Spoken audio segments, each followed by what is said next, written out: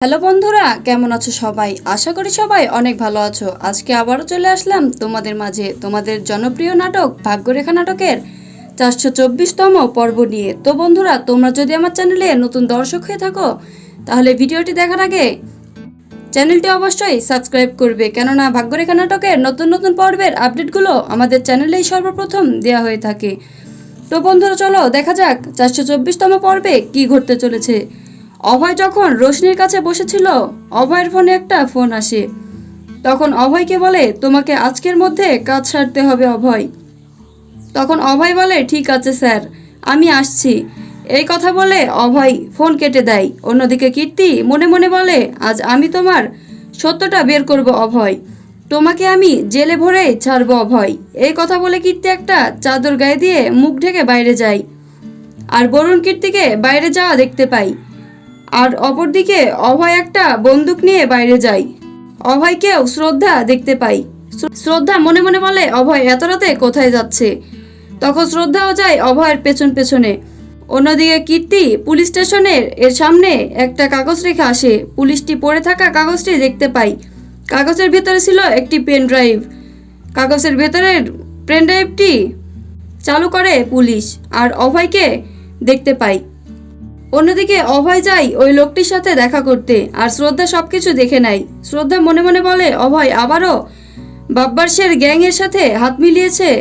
অভয় যখন ওই লোকটির সাথে কথা বলছিল তখন অভয়ের পেছনে 3টা লোক আসে মুখ ঢেকে, আর অভয়কে পেছন থেকে গুলি মারতে যাচ্ছিল। এমন সময় শ্রদ্ধা এসে অভয়ের হাত টেনে নেয়। অভয়ের সাথে যে লোকটি ছিল ওই লোকটিকে গুলি লাগে।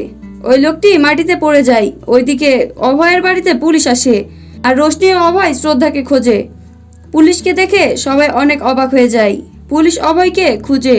তখন রোশনি বলে, স্যার আপনি আমাদের বাড়িতে কেন এসেছেন? তখন পুলিশ বলে, অভয়কে ধরতে এসেছি। অভয়ের বিষয়ে সবকিছু জানিয়ে দেয় সবাইকে পুলিশ। অভয়ের মা বলে, আমার ছেলেকে আপনারা কেন ধরবেন? তখন পুলিশ বলে, আপনার ছেলে বাব্বার সেই গ্যাংয়ের লিডার। এই কথা শুনে অভয়ের মাও অবাক হয়ে যায়। অভয়ের সাথে থাকা লোকটি যখন গুলি লেগে বেশি অসুস্থ হয়ে যায় তখন শ্রদ্ধা একটা গাড়ি খোঁজে, লোকটিকে হাসপাতালে নিয়ে যাবে তাই। কিন্তু শ্রদ্ধা কোনো গাড়ি খুঁজে পাচ্ছিল না। তখন শ্রদ্ধা একটা ঠেলা গাড়ি নিয়ে আসে এবং ওই লোকটিকে গাড়িতে তুলে নিয়ে হাসপাতালে যায়। আর ওইদিকে অভয়ের মা বলে, আমার ছেলে এইসব করতেই পারে না। কেউ বিশ্বাস করতেই পারছিল না যে অভয় এইসব কাজ করবে। তখন পুলিশের ড্রেস পরে আসে কীর্তি। অপরদিকে অভয়কে ডাক্তার বলে, পেশেন্ট অনেক অসুস্থ, তাকে অপারেশন করতে হবে। অভয় বলে, স্যারের যদি কিছু হয় তাহলে আমি নিজেই ক্ষমা করতে পারবো না, আমার সব প্ল্যান নষ্ট হয়ে যাবে। কীর্তির শাশুড়ি কীর্তিকে বলে, কীর্তি তুমি সব কিছু জানার পরেও তুমি আমাদেরকে কিছু বলনি কেন? বরুণও কীর্তিকে বলে, তুমি আমাকে কেন ধোকা দিলে কীর্তি? তখন কীর্তি বলে, আমি অভয়ের সব সত্য কথা সবার সামনে দেখানোর জন্যই আমি আগেই কাউকে কিছু বলিনি। অভয়ের মাও কীর্তির ওপরে অনেক রেগে যায়। ডাক্তার যখন অপারেশন করে বাইরে আসে তখন অভয় ডাক্তারকে বলে, স্যার পেশেন্ট কেমন আছে? তখন ডাক্তার বলে, উনি মারা গেছে। এই কথা শুনে অভয় অনেক দুর্বল হয়ে পড়ে। অন্যদিকে কীর্তি সব কথাগুলো শোনার পরে অভয়ের মা কীর্তিকে চড় মারে। কীর্তিকে চড় মারে দেখে পুলিশ বলে, আপনি কীর্তির গায়ে হাত দিতে পারবেন না, কারণ কীর্তি এখন এই বাড়ির বউ না, এখন কীর্তি একজন পুলিশ অফিসার। আপনি যদি আর কীর্তির গায়ে হাত দেন তাহলে আমরা বাধ্য হব আপনাকে অ্যারেস্ট করতে। কীর্তির শাশুড়ি বলে, কীর্তি তুমি সব জানার পরেও এত বড় নাটক করলে কেন? তুমি আমাকে বলতে পারতে।